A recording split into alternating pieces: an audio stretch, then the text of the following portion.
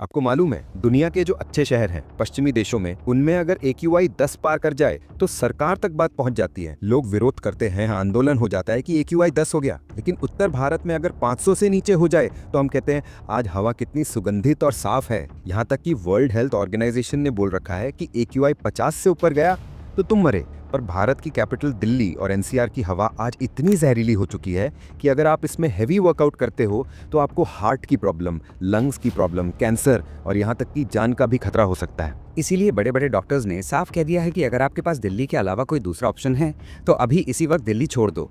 वहाँ सांस लेना मानो एक दिन में 11 सिगरेट पीने के बराबर है। यही वजह है कि दिल्ली NCR में पोल्यूशन की वजह से लोगों की औसत उम्र लगभग 8 साल तक घट रही है।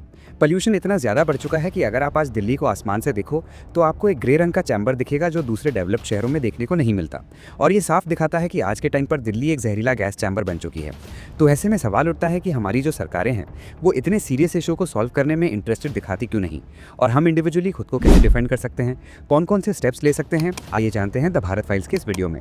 वीडियो को लाइक करना और चैनल को सब्सक्राइब करना ना भूलें। चलिए शुरू करते हैं। Delhi continues to choke under hazardous air quality. It's smoggy, it's dusty, and it's polluted. The current government is not even acknowledging that there is a problem.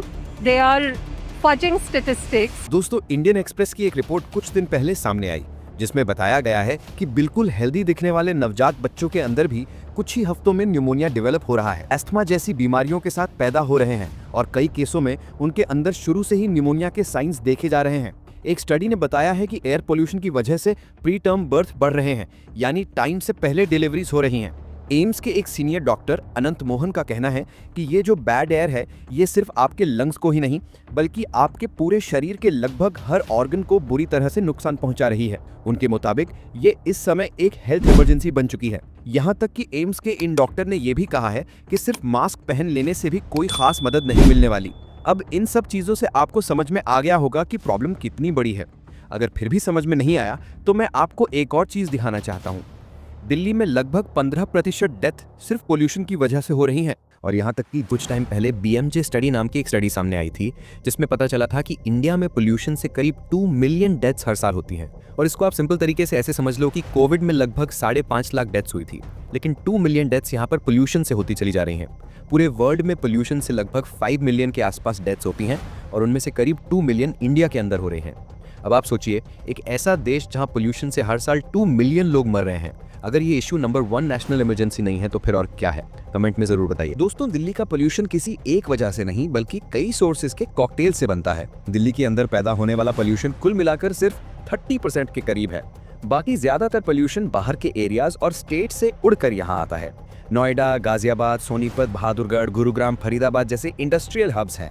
इन जगहों पर हजारों फैक्ट्रीज, थर्मल प्लांट्स, ईंट के भट्टे और छोटे मोटे इंडस्ट्रियल यूनिट्स, ये सब मिलकर लगातार स्मोक और पार्टिकुलेट मैटर हवा में फैला रहे हैं। ऊपर से कंस्ट्रक्शन एक्टिविटीज, नई buildings, flyovers, metro works, real estate projects से ये सब मिलकर हवा में एक परमानेंट धूल का बादल बना देते हैं। लेकिन ज्यादातर लोग सोचते हैं कि दिल्ली का पोल्यूशन सिर्फ पराली या स्टबल बर्निंग की वजह से है, लेकिन हकीकत यह है कि कुल पोल्यूशन में इसका हिस्सा सिर्फ करीब 8 से 10% ही होता है। हालांकि अक्टूबर-नवंबर आते ही पंजाब और हरियाणा के किसान स्टबल बर्निंग स्टार्ट कर देते हैं। सैटेलाइट इमेजेस साफ दिखाती हैं कि इस टाइम पर नॉर्थ इंडिया में हजारों फायर पॉइंट्स एक्टिव रहते हैं।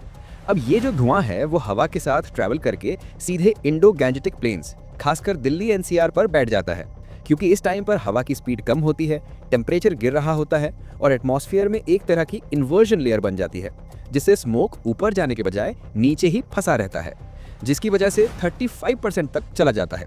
लेकिन वो थोड़े टाइम के लिए होता है। अगर हम दिल्ली के लोकल सोर्सेज की बात करें तो पोल्यूशन का सबसे बड़ा हिस्सा व्हीकल से आता है। व्हीकल्स अकेले दिल्ली के लगभग 51% पोल्यूशन के लिए जिम्मेदार माने जाते हैं, यानी हर दिन करोड़ों गाड़ियां सड़कों पर निकल रही हैं। डीजल, पेट्रोल का smoke, NO2, SO2, PM2.5, PM10 सब मिलकर हवा में छूट रहा है। कई स्टडीज ने दिखाया है कि दिल्ली के अंदर टोटल PM2.5 पोल्यूशन का 30 से 40% हिस्सा सिर्फ वाहनों की वजह से आता है। इसी वजह से नॉर्थ इंडिया में हमें हर साल लगभग एक ही समय पर पोल्यूशन का ये भयानक सीजन देखने को मिलता है। और जब आप इस प्रॉब्लम को पोल्यूशन के बाकी सोर्सेज जैसे पराली जलाना, गाड़ियों का धुआं, कंस्ट्रक्शन, सड़कों की धूल और इंडस्ट्रियल पोल्यूशन के साथ जोड़ देते हो तो जो तस्वीर बनती है वो कुछ ऐसी होती है। पोल्यूशन की वजह से भारत की इमेज इंटरनेशनल लेवल पर भी खराब होती जा रही है। पिछले साल ब्राइन जॉनसन भारत में निखिल कामत के साथ पॉडकास्ट करने आए थे, लेकिन उन्हें बीच में ही पॉडकास्ट छोड़कर जाना पड़ा क्योंकि उस रूम का AQI 130 तक पहुंच गया था। इमेजिन करो AQI 130 होने पर उन्होंने पॉडकास्ट बीच में छोड़ दिया और बाहर आज के टाइम पर AQI 700 800 तक जा रहा है। आप जानकर शॉक्ड होगे कि एक टाइम था जब चीन की कंडीशन बिल्कुल दिल्ली जैसी थी। इनफैक्ट कुछ कुछ जगहों पर AQI दिल्ली से भी ज़्यादा था। इसी के चलते 2013 में चीन के अंदर रेड अलर्ट जारी किया गया, क्योंकि उस समय एयर पोल्यूशन का AQI लगभग 1000 के आसपास पहुंच चुका था। लेकिन जब उनकी सरकार ने इस मुद्दे को सीरियसली लिया तो महज कुछ ही सालों में चीन ने अपना एयर पोल्यूशन लगभग 89% तक कम कर लिया, जैसा कि आप बिफोर आफ्टर में देख रहे हैं। अगर आप भी ये सोच रहे हैं कि थोड़ा इंतजार कर लेता हूँ, कुछ समय में सरकार सब सही कर देगी, तो शायद आप बहुत बड़ी गलती कर रहे हैं। आज इतने सारे यूट्यूबर्स और इन्फ्लुएंसर्स इस मुद्दे पर बात कर रहे हैं, रोज न्यूज़ में ये चीज़ें दिखाई जा रही हैं, फिर भी अगर आपको लगता है कि सरकार संभाल लेगी, तो मैं साफ कह दूं, एयर पोल्यूशन को अपनी पर्सनल रिस्पॉन्सिबिलिटी मानकर चलो। सरकार जो करेगी, कब करेगी, कैसे करेगी, उसमें कितने साल लग जाते हैं, ये बात आप पहले से जानते हैं। अगर सच में सरकार की नीयत पक्की होती तो सबसे पहले दिल्ली में नेशनल इमरजेंसी डिक्लेयर की जाती, पार्शियल लॉकडाउन लगाया जाता, प्रेस कॉन्फ्रेंस करके जनता के सामने आकर स्टेप बाय स्टेप बताया जाता कि हम ये कदम उठा रहे हैं और इतने समय में इतना पोल्यूशन कम होगा। लेकिन हमारी सरकार क्या कर रही है? AQI मीटर के आगे पानी छिड़क कर डेटा को कम दिखाने की कोशिश कर रही है कि जनता को असली हालात का पता ही न चले। ऊपर से खुद के लिए जमकर एयर प्योरीफायर्स ऑर्डर किए जा रहे हैं, ऑफिसों में, घरों में लगाकर अपनी पर्सनल हवा शुद्ध कर रहे हैं बस। रिसेंटली कई गवर्नमेंट ऑफिसेज, जिनमें इनकम टैक्स ऑफिस भी शामिल है, उन्होंने करीब 50 एयर प्योरीफायर्स ऑर्डर किए हैं। NBCC वालों ने तो लगभग 80 लगा भी दिए। ऑस्ट्रेलिया, पोर्चुगल और न्यूजीलैंड के हाई कमीशन और एम्बेसी वाले अपने अपने अलग एयर प्योरीफायर लगवा रहे हैं। दिल्ली सरकार ने भी अपने मिनिस्टर्स के लिए एयर प्योरीफायर्स खरीदे हुए हैं। यानी नेताओं और बड़े अफसरों को एयर प्यूरिफायर्स की मदद से बढ़िया साफ फिल्टर्ड हवा मिल रही है।